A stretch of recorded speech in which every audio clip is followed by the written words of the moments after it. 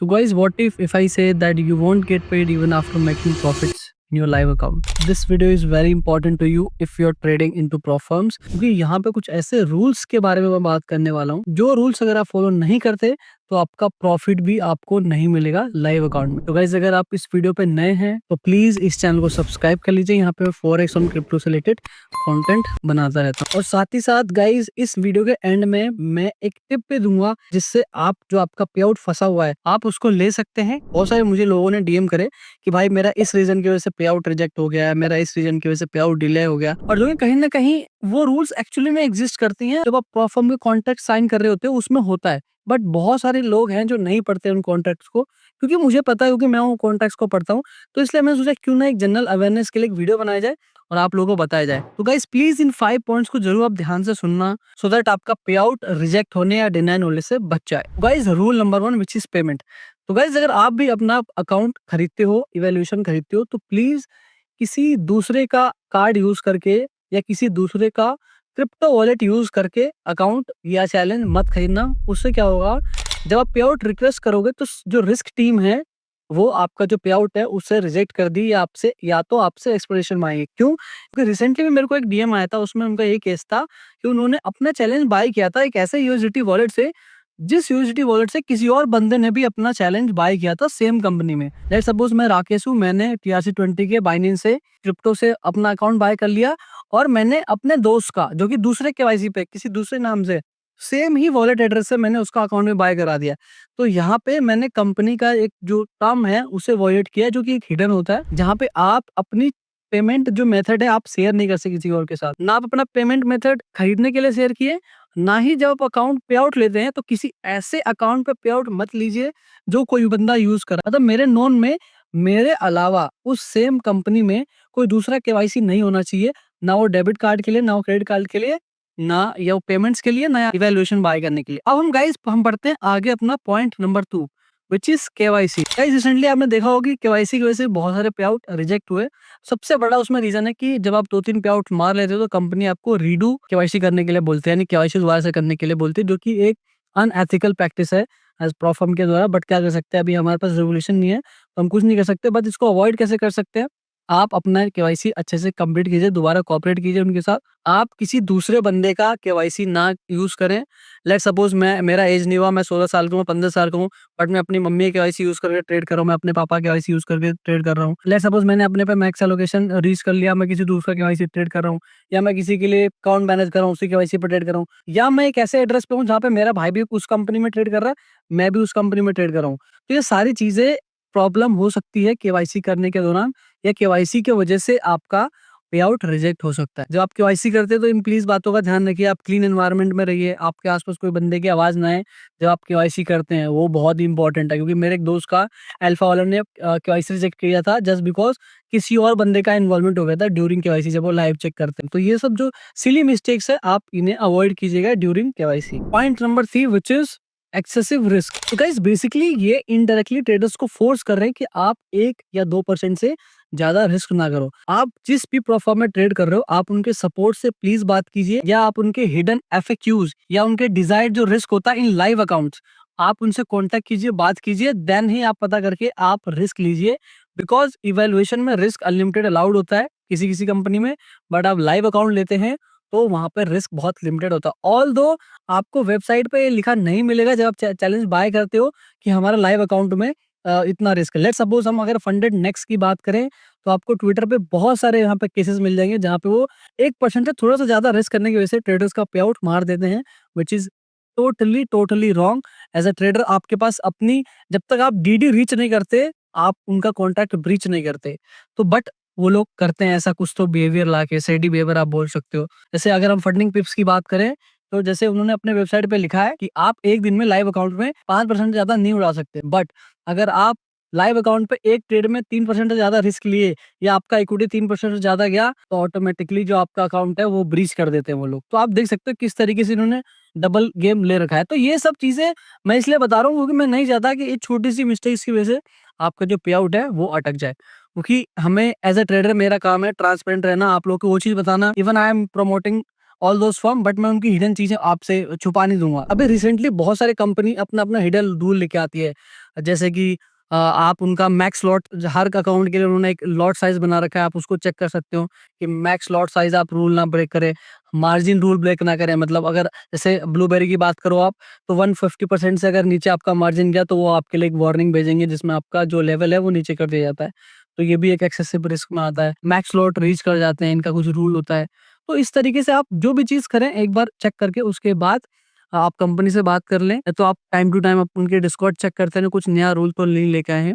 तो guys excessive risk करने की वजह से भी आपका जो पे आउट है, वो रिजेक्ट करा जा सकता है या आपका लेवरेज घटाया जा सकता है, या हो सकता है आपको पे आउट देने के बाद बोला जाए, जैसा सीएफटी ने मेरे साथ किया था कि we are not able to copy your trades in live market, so we are terminating your account and we are refunding your money. तो गाइज़ अब हम बात करते हैं पॉइंट नंबर 4 की, व्हिच इज़ ट्रेडिंग स्टाइल, या प्रॉप फर्म की language आप बोल सकते हो प्रोहिबिटेड ट्रेडिंग स्टाइल।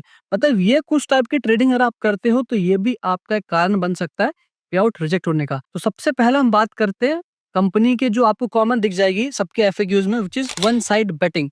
यानी कि आप किसी एक डायरेक्शन में ट्रेड्स ले रहे हो, लगातार आप ट्रेड्स लिए जा रहे हो और उसमें आपने अकाउंट पास के लिए अच्छा खासा प्रॉफिट बना लिया, तो ये लोग एक कॉन्सेप्ट लेके आ जाएंगे कि भाई ये हमारे रूल के खिलाफ है, वन साइड बेटिंग है, तो इसलिए हम आपका पे आउट है रिजेक्ट कर रहे हैं, या जो आपका अकाउंट है हम लाइव नहीं देंगे। ऑल्दो एज ए ट्रेडर आपने कुछ नहीं किया, लेट्स सपोज मार्केट ट्रेंडिंग है, आप अपना पोजीशन ऐड ऑन करते गए, आप विनिंग पोजीशन को होल्ड कर रहे हो, सो एज ए ट्रेडर आपने कुछ गलत नहीं किया, बट आप इन कंपनियों को कभी एक्सप्लेन नहीं कर पाओगे मैंने कुछ गलत नहीं किया है, क्योंकि ये इनका ऐसा ही होगी, ये चीजें, ये इनके पास लॉज नहीं है, तो ये इसलिए अनएथिकल बिहेवियर करते हैं, इसलिए ये चीज मैं आपको पहले से इन्फॉर्म कर देता हूँ अगर आपको नहीं पता तो। दूसरा हम बात करते हैं गोइंग ऑल इन। आपने 4% रिस्क करके 1:2 का रिवॉर्ड लेके आपने सीधा अगर 8% बना दिया, तो ये लोग इसका नाम देंगे ऑल इन, जो कि ये गलत है। एज ए ट्रेडर आपके पास इंडिपेंडेंस होना चाहिए, आप कितना भी रिस्क करें, अगर आप डीडिंग ब्रीच करते हैं तो आपका लॉस है, कंपनी को फायदा है, लेकिन कंपनी डायरेक्टली आप पे प्रेशर लगाती है कि भाई नहीं, आप एक बार में पास नहीं कर सकते। मतलब ये सेडी रूल्स है गाइस, बेसिकली कंपनी चाहती है कि उनका फायदा हो, आप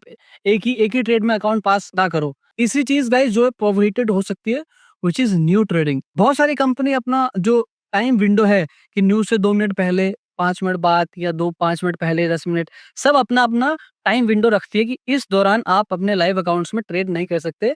तो गाइस प्लीज आप जो भी कंपनी के अकाउंट ट्रेड करते हो उसको जाओ एफएक्यूज में चेक करो, ये भी कारण बन सकता है आपका पे आउट रिजेक्ट होने का। गाइस नेक्स्ट जो टॉपिक है, व्हिच इज अपने अकाउंट पे बहुत जल्दी जल्दी ट्रेड्स ओपन कर रहे हैं, बहुत जल्दी जल्दी बंद कर रहे हैं लाइव अकाउंट्स में, या इवैल्यूएशन फेज में है आप, तो ये भी एक प्रोहिबिटेड स्ट्रेटजी मानते हैं, जिसकी वजह से आपको या तो लाइव अकाउंट नहीं देंगे या तो पे आउट नहीं देंगे। एंड उसके बाद अगर आप आरबी ट्रेड्स कर रहे हैं तो भी प्रॉब्लम हो सकती है आपको, या उसी कंपनी में एक अकाउंट में आपने लॉन्ग कर लिया, एक अकाउंट में शॉर्ट कर लिया, ये सोचे कि इनको तो पता ही नहीं चलेगा, या आप हैश कर लिया अमंग डिफरेंट प्रोफर्म, जो कि आप कुछ गलत नहीं कर रहे एज ए ट्रेडर, आपकी डिपेंडेंसी है भाई, आप कितना भी रिस्क करो, कुछ भी करो, who the hell they are to stop you, but still they are doing these shady things so that ये आपको अकाउंट ना दे या पे आउट ना दे। आपको पे आउट ना देने का रीजन ये भी बोल सकते हैं कि आपका ट्रेड सेम था। अब ऐसे ट्रेडर है, सपोज मैं फिबोनाची ट्रेड करता हूँ, तो हो सकता है जो पॉइंट मेरे को मिला एग्जैक्ट सेम पॉइंट किसी और बंदे को मिल सकता है, क्योंकि ये एग्जैक्टली एक टूल है जो कि सबके लिए सेम काम करता है। बट आप फर्म को कभी ये समझा नहीं पाओ, उनको वो यही बोल के आपका पे आउट रिजेक्ट करेंगे कि भाई ये ट्रेड आपने किसी और की कॉपी करी है, चाहे वो 10 बंदा हो चाहे 100 बंदा, सबको सेम एग्जैक्ट सेम नंबर मिल सकता है, और हो सकता है कि एग्जैक्ट सेम ट्रेड भी वो ले ले, बट आपने कुछ गलत नहीं किया, बट कंपनी वाले को वोटिंग वो आपका पे आउट रिजेक्ट कर देंगे। ये रीजन देखे कि भाई आपने किसी और की ट्रेड करी है। लगभग लगभग मेरे भी काफी अच्छे खासे अमाउंट ऑफ पे आउट रिजेक्ट हुए हैं, या मेरे बहुत सारे दोस्तों का रिजेक्ट हुए हैं, तो इसकी वजह से ये सब रीजंस उन्होंने दिए थे, इसके लिए मैं ये वीडियो बना रहा हूँ। Last but not least, fifth rule, which is IP rule. Guys एक बहुत इंपॉर्टेंट रूल है। बेसिकली ये रूल ये कहता है कि सेम आईपी पे 2 केवाईसी के अलग अलग ट्रेडर नहीं हो सकते। अगर ऐसा है, लेट्स सपोज मैं जिस वाईफाई से ट्रेड कर रहा हूँ, सेम वाईफाई यूज करके मेरा भाई भी उसी कंपनी अकाउंट में ट्रेड कर रहा है, तो ये एक ब्रीच ऑफ कॉन्ट्रैक्ट होगा और इसकी वजह से वो आपका पे आउट ना दे। तो अवॉइड करें ऐसे पब्लिक प्लेसेस के वाईफाई कनेक्ट करना जहाँ पे वो हो सकता है कोई दूसरा बंदा वो करे। और दूसरा पॉइंट ये है गाइस कि आप सेम सीएफटी या टी फंडिंग पे से अल्फा अकाउंट इंडिया में लॉगिन है, सेम अकाउंट अफ्रीका में लॉगिन है, सेम अकाउंट यूरोप में लॉगिन है, और अलग अलग जगह अलग अलग टाइम ट्रेड हो रहा है।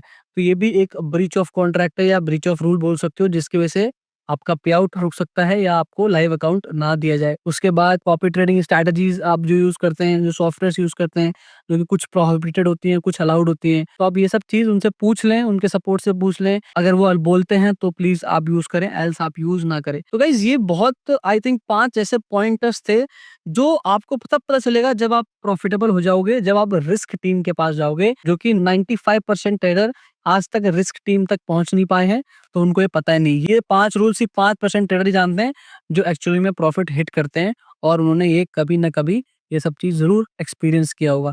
मी myself have experience all this 5 points कि इसी न किसी रीजन पे से मेरा पे आउट रिजेक्ट हुआ है।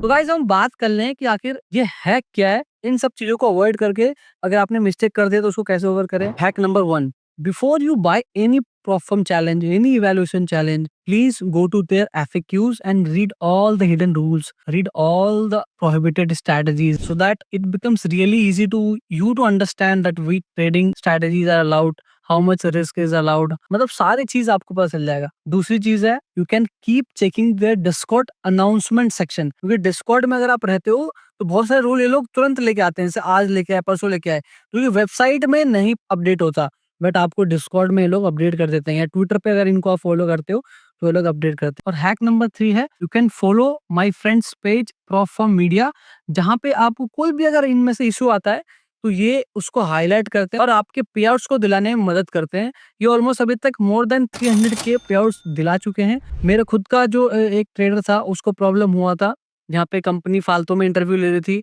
और पे आउट डिले कर रही थी, बट इन्होंने ट्वीट करा just because he is having very good amount of reach over in this space, so वो इस रीच का यूज करके आपकी चीजों को सॉर्ट आउट कर सकते हैं, या प्रॉफर्म मीडिया के अलावा किसी और पेजेस को फॉलो कर सकते हैं, जैसे प्रॉफर्म आई है, द ट्रस्टेड प्रॉफर्म मैच है, there are so many other websites जिनको आप कांटेक्ट कर सकते हैं अगर आपका पे आउट डिनाइल होता है। गाइस ये अभी तक का सबसे आई थिंक लंबा वीडियो होगा जो मैंने बनाया हो, बट ये थोड़ा हटके वीडियो था। अगर ये वीडियो और ऐसी डिटेल्ड एक्सप्लेनेशन वाली वीडियो अगर आपको अच्छी लगती है, जिसमें इंटरनल चीजें हो, तो प्लीज आप मुझे नीचे कमेंट करके बताना कि हमें और ऐसी डिटेल्ड वाली एजुकेशनल वीडियो चाहिए। अगर वीडियो अच्छा लगा है तो प्लीज अभी तक देखे हो तो भाई लाइक कर दो, नीचे कमेंट कर देना कुछ नहीं समझ में आए। प्लीज मुझे इंस्टाग्राम पे फॉलो कर लो, सो दैट मैं रेगुलर अपडेट्स जो है वहां पर देता रहता हूँ, और ट्विटर पे भी फॉलो कर लो मत भूलना।